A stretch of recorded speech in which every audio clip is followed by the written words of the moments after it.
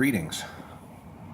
I wanted to take a minute to talk about these new wind generators. You've probably been seeing them online if you've been shopping for a wind generator. This is kind of the new style that this was pretty much the only style that I was really seeing. I guess I was looking, I was looking mainly for what was cost effective. You'll notice it's got a little bit more of an unusual type of mounting than at least than what I'm used to. Here's an AirX that's really old. This is the mounting that I'm familiar with. This just slides over the pipe. You'd have a rubber grommet that goes in here around the pipe, and then this just clamps on over the grommet and the pipe and then holds it securely. This one I'm just replacing it because the bearings are out here and up on this shaft. To get the bearings for this was to get the regular AirX brand stuff, which is just a relabeling of someone else's brand bearings, I'm sure, is about $200, and I can get one of these for about the same price. Just get the whole generator for that, so that seems to make a whole lot more sense to me. What I may do later with this is, a lot of times bearings have numbers on them, so you can take them apart and just go by the bearing manufacturer's number. Like if they're a Temkin bearing, that would be a number whatever, and you just look it up as a Temkin. And I could probably replace these bearings for $10 to $15 a piece if I take it apart and look for it, but that's another project and not the purpose of this. I wanted to touch mainly on the mounting hardware for this type of setup, because it is a little bit new to me. And I noticed in the product reviews of another one that I was looking at, someone had said something about, he was pissed off because they didn't mention that the other bracket didn't come with it, and that he had to have it manufactured at a significant cost, is what he wrote. But and I'm sure if he went to a machine shop, that probably would have been probably over $100. They did make the brackets for this that I saw online. There wasn't a whole lot of stuff available, but you could use that and then attach it to your mast. But here you get the generator and you just want to get the thing up and going. And what I've done is just used these brackets. These are available at any hardware store in the plumbing section. These are just these are the anchors for, see, that's a black pipe anchor, and then this is a galvanized anchor. But these are available at your hardware store. They're less than $10 a piece. You will have to remount these holes to get it to line up with the larger diameter holes on this. But as long as you've got a drill and a bit to work that, and you've bought the right diameter bracket, these are what you'd see like at a, they bolt these to like concrete stairs and stuff if they want to have a pipe railing coming up next to the stairs, or like at a porch or something like that. But that's all these are. And then you might have some selection with the diameter of pipe that you're going to get. Notice the two different pipe sizes here. I'm mounting two different generators, so I've got two different projects, so that's why I got two different ones. This is the one.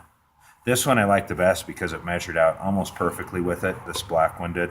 And all I did to ream that out was use one of these.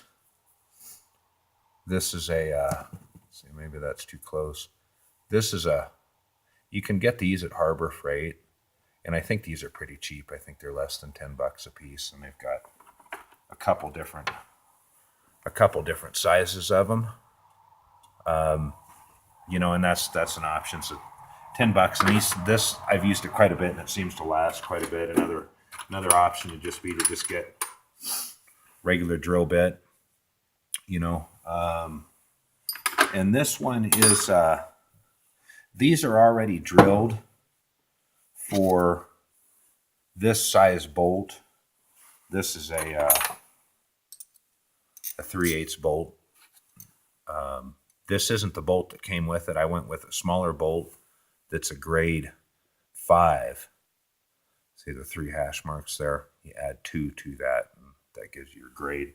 The bolts that came with this are just a grade 2 bolt, but they're a larger diameter. These are a 12 millimeter. Let's see, you can see that. Now it might be coming up opposite in the camera, but anyways, these are 12 millimeter. They're just slightly. That's a good way to tell a bolt size, is just put a wrench on it and see what you get. Like this one's a little too loose. This is a 1/2 inch. So, you know, it's not half, 7/16. It's just a little too small. That's way easier than just trying to use a tape measure and trying to measure the diameter of the bolt. But anyways, I opted to go with the smaller bolt just because I needed more clearance, because I was going with the larger diameter pipe. So when you're gonna ream this out, just the key to reaming stuff, I think, is to you know, a steady medium speed with something. You know, because you don't have to go really fast to ream out the metal, and you want to make sure you're not getting hot, and if you are going to get hot, then use oil.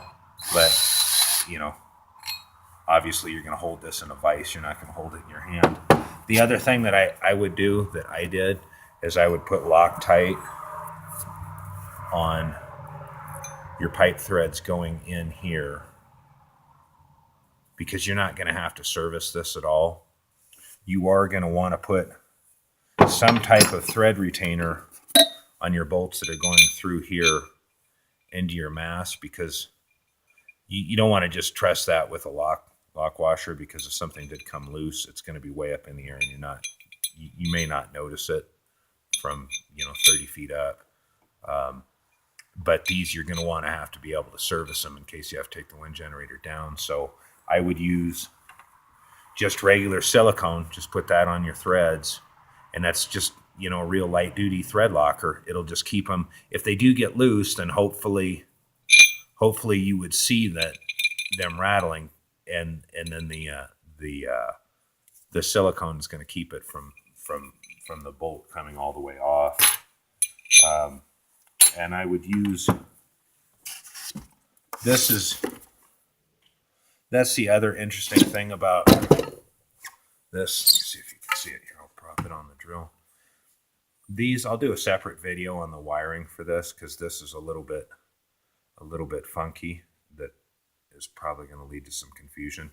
These are all 3 the same color, and that's because this is coming out as AC power, and it comes with a AC to DC converter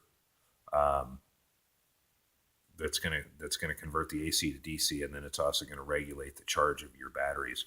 Whereas on this older RX, this just comes out. These other ones faded, but you'll notice this just comes out. There's green, black, and red. This just comes out, and this wires directly to your battery bank.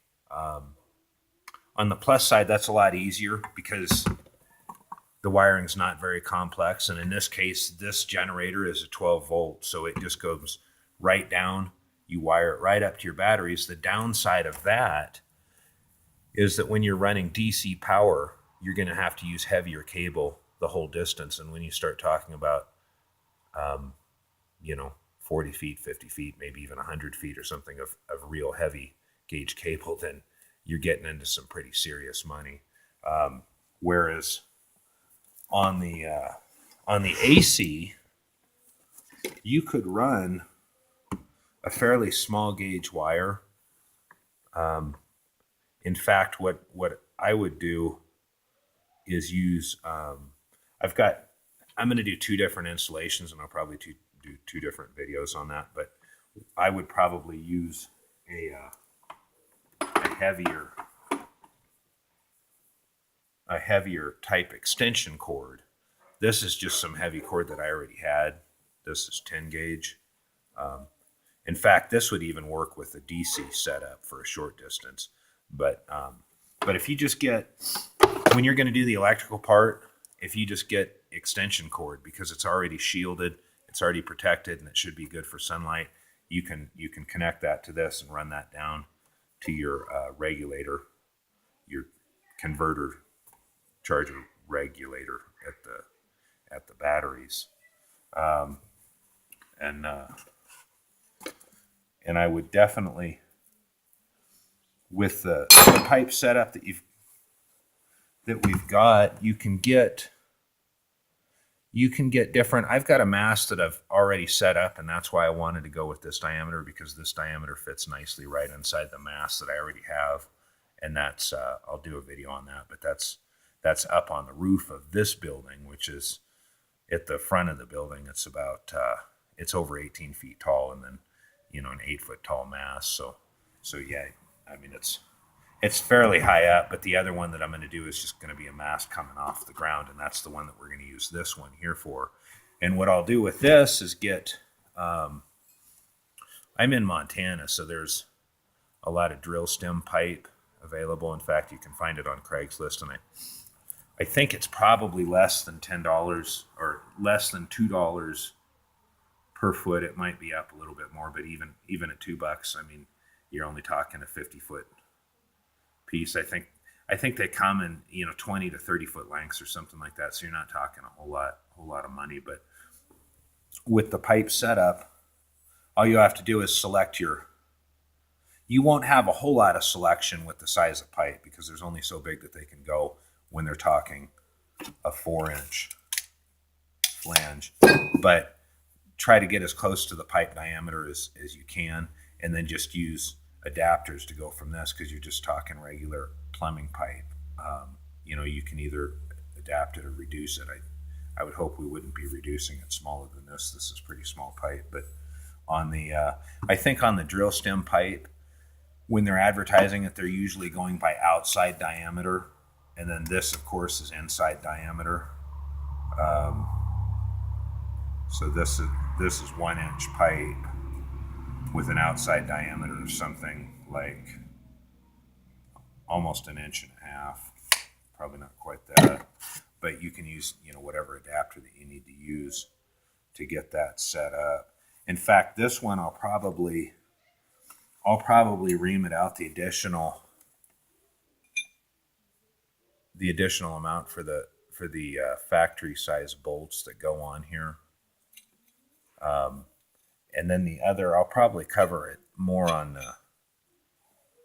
the one thing to keep in mind is when you're going to set up, when you're going to set up your wiring, because this is, of course, this is going to go through, your wiring is going to go through your pipe, and then you're going to be bolted all up here, and then, hopefully everything's great. And you lined up. There, can't really. I'll do another one with the video, but with the bolts in it. Another video with the bolts in it. But your wiring's inside the pipe. You don't want, if you're going up 30 feet in the air, and your wiring's coming up through your pipe. That's actually, you start. You think about that distance of wire hanging straight down, and that's actually a lot of weight just pulling on this. You know what I'm saying? So all your wire weight for however high up your mast is actually pulling on this. So you'd want to do something in here to secure the wire, or a little bit further down to get the wire secured, so that the weight of your wire is actually being supported inside your mast by the wire itself before it goes all the way down, so you're not straining the generator. But yeah, that's about it. And then I'll check back with you when I get these bolted up, and then we'll go over some more of the wiring. So see you later.